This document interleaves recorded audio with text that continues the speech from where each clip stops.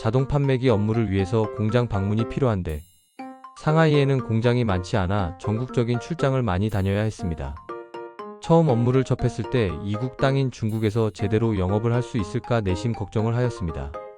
하지만 고객을 만나면서 친한 회사나 관련 업계를 소개받게 되어서 많은 업체를 방문할 수 있었습니다. 단지 업체명과 총경리 공장장 이름, 연락처를 안다고 해서 면담할 수 있는 것은 아니었습니다. 잘 모르는 사람이 전화하면 바쁘다고 만나주지 않거나 사기꾼으로 의심하는 경우가 허다했습니다. 하지만 소개받고 전화하면 일단 안심을 하고 면담 약속을 잡아 주어 방문이 가능하였습니다. 자동 판매기를 운영하려면 회사의 종업원이 200명 이상이어야 어느 정도 매출이 나오게 되고 자동 판매기를 설치할 수 있었습니다. 한국 회사의 고위직과 면담하여 자동 판매기에 대해 설명하고 나서 고위직이 설치를 허락해도 종업원이 적을 경우 설치가 안 되는 경우가 있었습니다. 우리 회사 지역 영업소에서 매출이 적을 것으로 예상되면 설치 보이콧을 하기 때문이었습니다. 그래서인지 처음에는 종업원이 적으면 방문하지 않았습니다. 그 후 알게 되었는데 종업원이 적은 회사의 경우 고위직이 내가 먼 곳에서 왔는데 성사되지 못함을 안타깝게 생각하고 자기가 아는 인맥을 소개해 주기도 하였습니다. 이때부터 상대방 회사의 규모를 따지지 않고 방문하게 되었습니다. 한국 회사 고위직과 면담 후 회사 내 자동 판매기를 교체해 주겠다고 동의하는 경우에는 자기 회사 담당 직원을 불러 우리 회사 자동 판매기로 교체 설치하라고 지시하였습니다. 하지만 이미 다른 회사의 자동 판매기가 운영되고 있을 때에는 계약이 끝난 후에 교체할 수 있으므로 재차 방문하여야 했습니다. 간혹 중국 담당 직원이 기존 운영회사와의 친밀한 관계 때문에 철수를 미루는 경우도 있었습니다. 나는 우리 회사 지역 영업소에 면담 내용을 알려주고 빠른 시간에 계약 체결 및 설치를 하라고 하였는데 한 달이 지나도 진행되지 못하는 경우가 있었습니다. 나중에 알고 보니 중국 담당 직원이 핑계를 대면서 차일피일 미루고 있었던 것이었습니다. 그 회사 고위직을 만나 사정을 얘기하고 나서야 비로소 설치가 되는 경우가 간혹 있었습니다. 출장을 갔다 오면 비행기, 택시 등 교통비와 숙박비 등 영수증을 첨부하면서 출장 보고 및 경비 정리를 하게 되었습니다. 나는 혼자서 출장을 다니므로 정리도 혼자서 하고 있었습니다. 일본인들의 경우 부총경리 부장 통역 3명이서 같이 출장을 다니곤 하였는데 출장 정리는 중국인 통역이 처리하고 두 일본인은 놀고 있었기에 다소 불쾌하였습니다. 차별하는 것 같아 동사장한테 나도 한국어 통역을 뽑아달라고 할까 하다가 얘기하지 못하였습니다. 연말 회의에서 동사장이 일본인들을 향해 야단치기 시작했습니다. 당신들은 왜 3명이서 몰려다니면서 영업을 하느냐? 한국인 부총경리 유총은 혼자서 출장 다니는데 당신들 일본인들은 3명이 다니면서 경비도 3배나 쓰고 있다. 앞으로는 경비를 줄이도록 하라고 하였습니다. 사실 일본인들은 3명이서 비행기, 호텔 숙박비를 사용하였고 호텔도 나보다 훨씬 고급에서 숙박하므로 경비를 3배나 더 쓰고 있었습니다. 동사장이 나를 칭찬하였지만 다소 쑥스러웠고 한국인 통역을 뽑아달라고 하지 않길 잘했다는 생각이 들었습니다. 새로운 고객을 소개받을 경우 미리 전화 연락하여 미팅 날짜를 잡고 출장을 가게 되는데 회사에서 출장에 대한 제약이 없어서 언제든지 출장을 갈 수 있었습니다.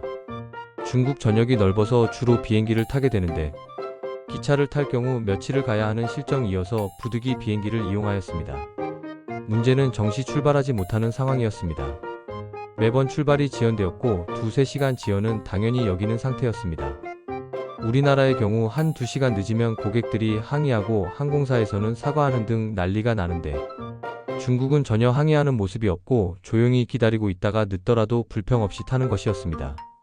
중국인들의 이러한 습성이 음식점에서도 긴 줄을 서서 한참 기다리는 모습을 자주 볼 수 있는 풍경과 연관이 있는 것 같았습니다.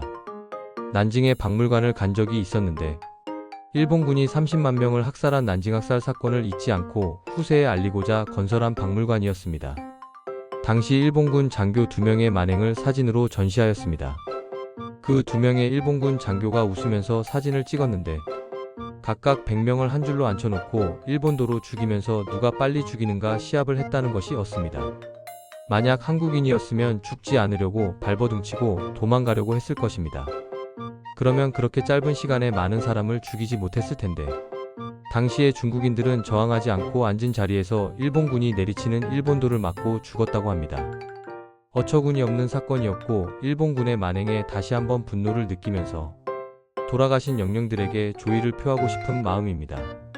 비행기를 타고 연착한 사례를 들어보면 상하이 푸동 공항을 출발해서 텐진 공항에 도착 편이었습니다. 푸동 공항에서 2시간 기다렸는데 출발할 수 없는 사정이라고 하면서 버스를 타라고 하였습니다. 상하이 홍차오 공항으로 가는 버스를 타고 40분 걸려 도착하였습니다. 여기서 또 1시간 지나서 겨우 탑승하여 텐진으로 갔습니다. 도합 4시간 이상 늦어졌습니다. 오후 8시 도착 예정이 밤 12시로 바뀌게 되었습니다. 이러한 현상은 중국의 경제가 급속도로 성장하면서 비행기 탑승이 획기적으로 늘어나고 중국의 항공기 수도 늘어났으나 항로 개척은 부족하여 발생한 탓이라고 들었습니다. 상하이 인근 지역에 출장을 갈 때에는 회사차를 직접 몰고 가기도 하고 고속철을 이용하곤 하였습니다. 열차표를 온라인으로 예매하더라도 창구에 가서 직접 표를 받아야 했습니다. 창구 옆에는 자동 발매기가 여러 대 설치되어 있어 중국인은 쉽게 열차표를 받았습니다. 하지만 자동 발매기는 여권 인식이 안 되는 기계여서 외국인은 창구에 줄을 서서 열차표를 받아야만 하였습니다. 시간도 오래 걸리고 무척 불편하였습니다. 게다가 줄을 서 있다 보면 항상 새치기 하는 광경을 목격하게 되었습니다. 주로 중국인 남자들인데 중국 여성 옆에 가서 모른 척하고 서 있으면 중국 여성은 고개를 다른 쪽으로 돌리고 그 사이에 중국 여성 앞에서 서서 새치기를 하곤 하였습니다. 처음에는 그 광경을 보고 새치기 하지 말라고 껴들었었는데 내가 한 말을 못 들은 척하였고 주위의 중국인들도 참견하지 않고 대수롭지 않게 생각하는 것 같았습니다. 나중에 회사 동료에게 들으니 새치기 하는 사람 못하게 하다가 칼 맞은 일도 있었다고 하였습니다. 출장이 많다 보니 여러 가지 광경을 많이 보게 되었고 중국의 여러 지역을 가게 되었는데 한 가지 아쉬운 점이 있었습니다. 각 지방마다 유명한 명소가 있었는데 출장 갈 경우에는 가보지 못했었습니다. 한국의 삼성전자에서 일하면서 생긴 습관인데 출장도 효율적으로 가야 한다는 강박관념이 있어서 가능하면 짧은 기간에 많은 곳을 방문하고 출장이 끝나면 바로 회사로 복귀하는 습관이 있었던 것이었습니다. 중국 회사에서는 자율적으로 출장을 가고 회사로 복귀하는 것이어서 하루 더 연장한다고 뭐라고 얘기하는 사람도 없었습니다. 나 혼자 습관대로 행동하였고 일본인 부총경리는 나한테 너무 미련하게 일하시는 것 아니냐고 힐난하기도 했습니다. 매일 고객 회사를 방문할 때 기회가 되면 더 많은 회사를 방문하고자 5에서 6군데를 방문하였는데 이는 체력적으로도 피로가 쌓이고 나중에는 방문할 회사가 없어지는 것 아니냐 고 하면서 시간을 가지고 천천히 일을 해나가야 한다고 충고하기도 하였습니다. 정저우시에 한국인 회사를 방문하였을 때 한국인 총경리가 근처에 소림사가 있고 외국인 수 1000명이 소림 권법을 배우고 있다고 하여 직접 가보고 싶었습니다. 차로 1시간 거리였는데 당일치기로 비행기를 예매하였기 때문에 가보지 못하였습니다. 상해로 돌아오면서 무척 후회하였습니다. 이 때문에 이후에는 다소 여유를 가진 출장 스케줄로 출장을 다녔습니다.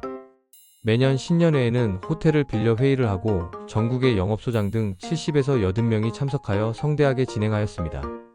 회의에서 성과금을 지급할 때에는 현찰을 준비하여 바구니에 담아서 지급 대상자에게 주는 경우도 있었고 식사 후에는 공연을 준비하여 모든 직원이 즐기게 하는 등 나름의 특색이 있었는데 회사 규모에 비해 너무 많은 경비를 허비하는 것 같아 아쉬움이 들었습니다.